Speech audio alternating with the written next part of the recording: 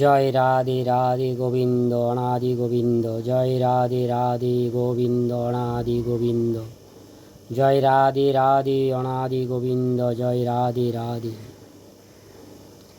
আমি আপনাদের সামনে উপস্থিত হয়েছি লোকনাথ বাবার পুজোর 5টি আশীর্বাদ পূরণ করার কিছু কৌশল বলার জন্য। আমার এই আলোচনাগুলো যদি আপনার ভালো লাগে, কোনো কাজে আসে আপনাদের, তাহলে আমার ইউটিউব চ্যানেল বিশ্বাস তরুণ গীতবাণী সাবস্ক্রাইব, লাইক, শেয়ার, কমেন্ট করে আগামী দিন বলার জন্য আমাকে উৎসাহিত করবেন। লোকনাথ বাবাকে অনেকেই স্বয়ং মহাদেবের অবতার বলে মনে করেন। বহু মানুষ তাকে ভক্তি ভরে পূজা করেন। তার আরাধনা করলে সব বিপদ থেকে রক্ষা পাওয়া যায় বলে তার ভক্তদের মনের বিশ্বাস। রণে বনে জলে জঙ্গলে যখনই বিপদে পড়িবে, আমাকে স্মরণ করিও, আমিই রক্ষা করিব।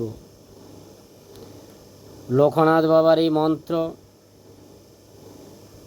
পশ্চিমবঙ্গ, পূর্ববঙ্গ ও বিশ্বের প্রতিটি ঘরে ঘরে পরিচিত। নিজের ভক্তদের উদ্দেশ্যে কথা বলেছিলেন লোকনাথ ব্রহ্মচারী বা বাবা লোকনাথ। আজও তার এই আশ্বাস বাণী মনে প্রাণে বিশ্বাস করেন তার অগণিত ভক্ত। সরল সাদাসিধে জীবনযাপন করতেন বাবা লোকনাথ। তার সব ভক্তদেরই তিনি সমান চোখে দেখতেন, সবাইকে বুকে টেনে নিতেন।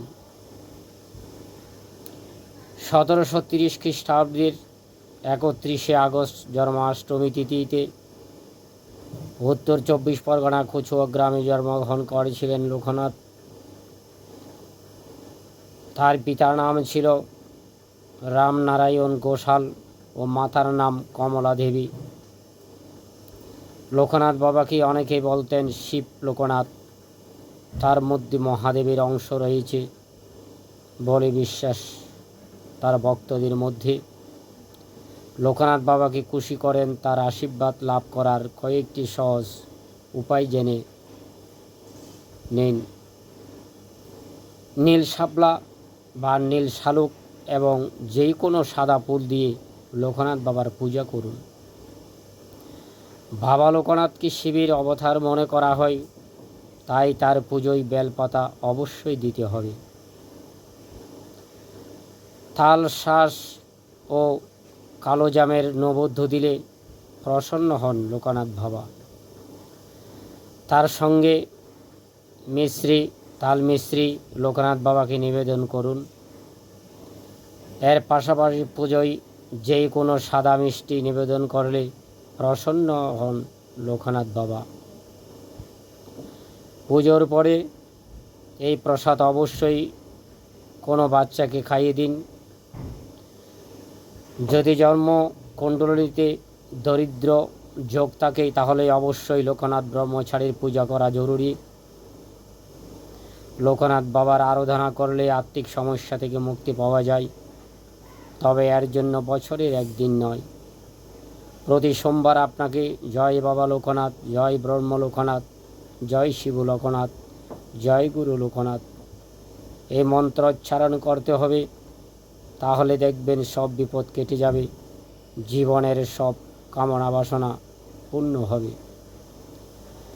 লোকনাথ বাবা বলতেন দিনের শেষে যখন ঘুমোতে যাবে তখন ভেবে দেখবে সারাদিন কী কী কাজ করেছ, কোনটা ঠিক কোনটা ভুল নিজেই নিজের বিচার বুদ্ধিতে বুঝে নিতে পারবে। রোজ এটা করা খুবই জরুরি। লোকনাথ বাবা নিজে খুব সাদাসিধে জীবনযাপন করতেন। তার পুজোতেও বেশি আড়ম্বর তিনি পছন্দ করেন না। ভোগের ক্ষেত্রেও অতি অল্পে সন্তুষ্ট তিনি। পোলাও পনির নয়, ভাত ডাল চচ্চড়ি বা খিচুড়ি, লাবড়া, চাটনি বা সরগরম সবজি সেদ্ধ দিয়ে ভাত বাল্যভোগ তার প্রিয় খাবার। রোজের পূজায় সামান্য মিচ্ছিরিতে তুষ্ট তিনি, আর ভালোবাসতেন অমৃতি, জিলিপি, সাদা বাতাসা, সাদা সন্দেশ ও তার প্রিয় কাজেই লোকনাথ বাবাকে তুষ্ট করতে কোনো আড়ম্বর অনুষ্ঠানের প্রয়োজন নেই। কথায় আছে, ভক্তিতে যদি প্রকৃত ভক্তি আমাদের মানুষের মনে থাকে, তাহলে কোনো তুলসী চন্দন দিতে হবে না। ভক্তি ভক্তের কাছে নিয়ে যায়। ভক্তির চিন্তা চেতনা যদি সৎ ও ইষ্ট চিন্তা চেতনা থাকে, তাহলে তাকে আর কেউ কিছু টলাতে পারে না।